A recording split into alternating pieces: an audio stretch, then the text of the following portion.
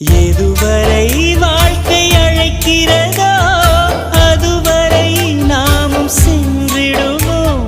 விடை பெறும் நேரம் வரும்போதும் சிரிப்பினில் நன்றி சொல்லிடுவோம். பரவசம், இந்த பரவசம் எந்நாளும் நெஞ்சில் தீராமல் எங்கே வாழுமே. கடவுள் தந்த அழகிய வாழ்வு